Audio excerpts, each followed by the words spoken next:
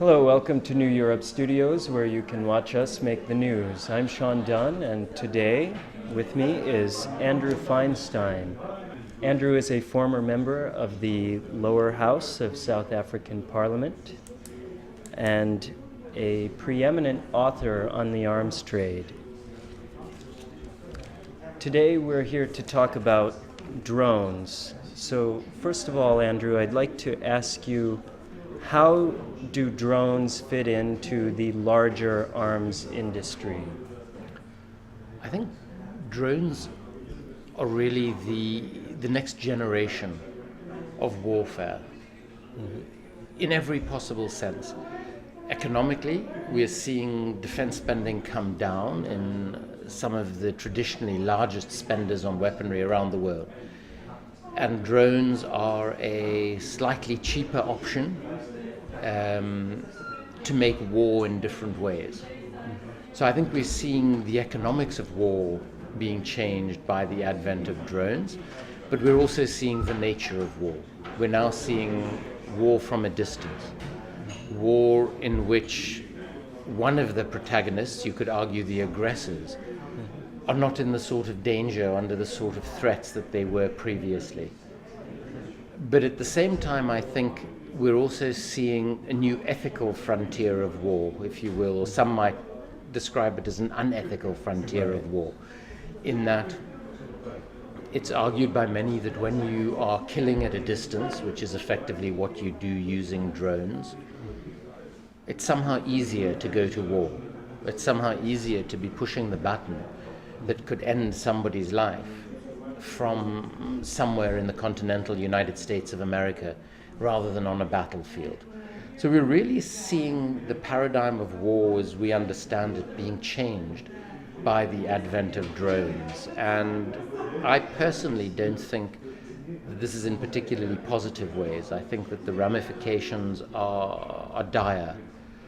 And the reason I say that is because there has already been, over the past 20 years or so, a predilection to resolve disputes by warfare. So we have the reality that there are, in the United States, as many people manning and maintaining one aircraft carrier as there are American diplomats across the globe. And the United States of America has 11 aircraft carriers, which I think is just a reflection of the fact that war making has become so central to foreign policy, has become so central to the way in which the United States sees its place in the world. I believe that's been taken a step further, both in terms of the nature of war and in terms of international law, by the advent of drones. So for me, the advent of drones and the intensification of the use of drones in warfare is an extremely troubling signal. You mentioned that we're seeing reduction in spending on defense by some of the largest, historically the largest defense spenders. Defense is a massive industry in the entire world, really. Have drones been advantageous to the defense sector, or are we seeing it shrinking? There are really two things happening in terms of the economics of drones. The first is that the sort of traditional weapons projects, be it the F-35 fighter jet, the aircraft carrier, or even the small and light arms, that are actually the deadliest of all weapons made because they're involved in direct conflict so much. We're seeing that sort of spending continue, albeit at slightly reduced rates. I think what drone warfare has done is it's added a new category to that spending. And I think what it's going to do in the future is that it's going to ensure that where 120, 190 jet fighters were purchased, we're going to see literally tens of thousands of drones being purchased and being utilized. And what will happen, like has happened in every stage of the history of the weapons industry to date, is that where we at first have quite simple drones that aren't particularly expensive, we're going to soon start seeing more and more advanced drones, more and more expensive drones, so that the economics of the weapons trade stays pretty much as it is, which is as follows: that governments massively overspend on their weaponry needs, often far surpassing those needs, often spending billions of dollars on things that they don't really need. We're going to see the risks, the danger factors of that sort of spending reduced by the advent of drones, because of course your own soldiers are in far less danger as a consequence of drones.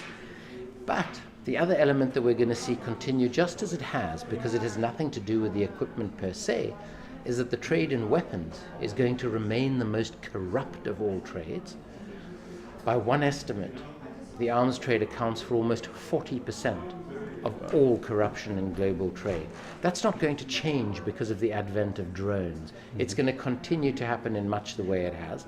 And I think the other thing that will continue much as it has is that the defense industry, the companies that actually produce this weaponry, are going to continue to have completely disproportionate or undue influence over lawmakers, over the very people who have to buy the things that they are producing. And that is because, by the nature of national security and defense, the defense contractors and our governments and our militaries and our intelligence agencies are incredibly closely intertwined with each other. And therefore, the sorts of decisions that are made about what weapons to buy and what to pay for them are not made in an economically rational way. They're made in an irrational and secretive way that unfortunately leads to massive profits for the defense companies, massive profits for the intermediaries, people that we call arms dealers, arms agents, or arms brokers. And the people who really lose out are the taxpayers, where they see hundreds of millions, billions of dollars being spent on equipment that their militaries don't necessarily need, equipment that doesn't perform as it should, but their very precious tax dollars are being used to purchase these things. Drones also have a lot of practical applications, and they're probably not going away. They'll be around in some capacity or another. Do you think that some sort of international legislation or framework for using drones needs to be created? I think in the first instance you're exactly right. I think we're going to see drones becoming more rather than less pervasive. I think we're going to see commercial applications of drones.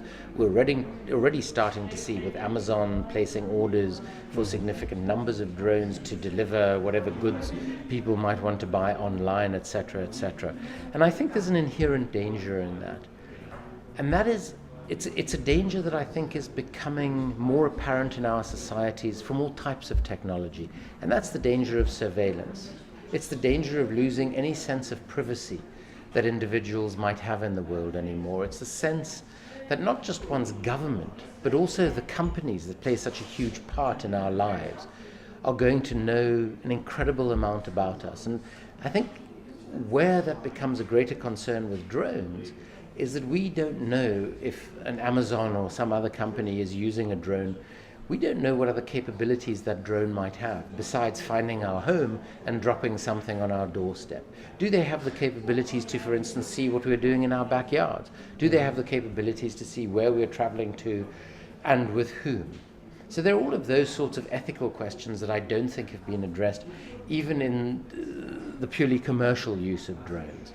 I think when one looks at the whole technology, there is clearly a desperate need for overarching global legislation about the use of these unmanned aerial vehicles.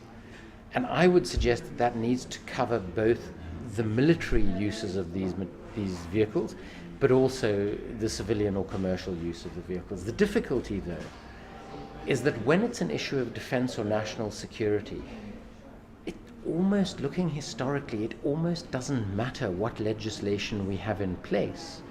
Our governments and the manufacturers of this equipment, our militaries and our intelligence agencies often bypass that legislation with very few consequences. And my great fear is that any legislation that we pass around the use and abuse of drones is going to go the same way.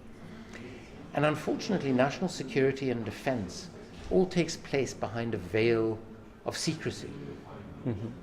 And while some good things are legitimately required to remain secret in relation to defense, an enormous number of things that have nothing to do with our national security and defense also take place secretly. So Right. it gives, in a sense, the stage for significant abuse of what is a very powerful new technology.